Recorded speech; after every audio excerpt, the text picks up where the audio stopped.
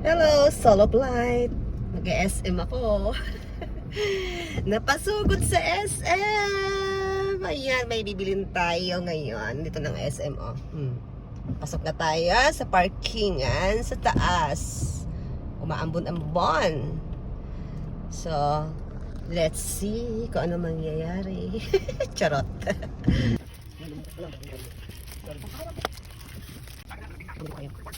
Poster paint, saka itong paper, malibong. Hindi na lang po. Bibili tayo ngayon dito sa National Bookstore ng mga kailangan ni Aaron. Ito lang yung kailangan ko. Pinapunta pa ako dito ng batang ito. Mahirap hanapin yung mga kailangan niya. Magpipintor siguro itong batang ito. Paint. Puro paint pinabili sa akin, no? Pasaway itong batang ito. Stage ma'am, ang nanay. Brush. One color. Ito yung dito sa SM. Wait, okay. Bibigyan na kami ito. Kailangan ito. 25.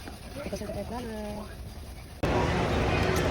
So, dito na tayo ngayon sa SM. Nilubos-lubusin na natin ang ating pagdagala-gala. May bibilhin ako. Kailangan ko to sa pag-serve ko sa simbahan. So, wait lang. Kaya daan muna tayo dito. Hindi pwedeng hindi ako dadaan dito pag pumupunta ako ng SM. Dito sa St. Paul. Ayan. So, hindi tayo pwedeng hindi dumaan dito. Ayan, dito na tayo. Hi, ate. Good morning. Good morning. Ayan si ate. Ayan, welcome St. Paul.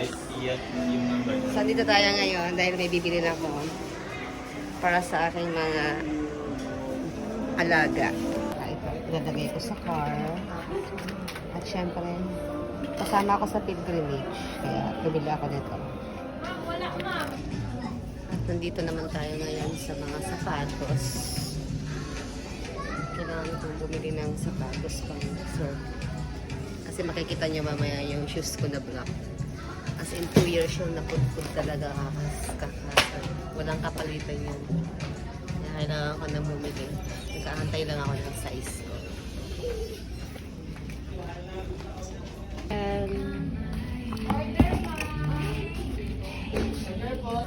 Ito yung another size style. Ayan. Ang napili ko. Parang mas maganda ito. Kasi plastic siya.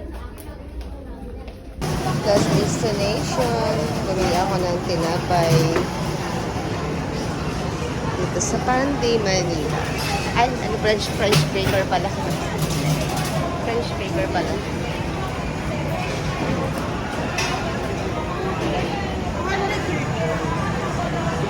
Uwi na tayo. Tapos na tayo mag-shopping. Window shopping lang ang nangyari. Hindi ako nakabili ng shoes.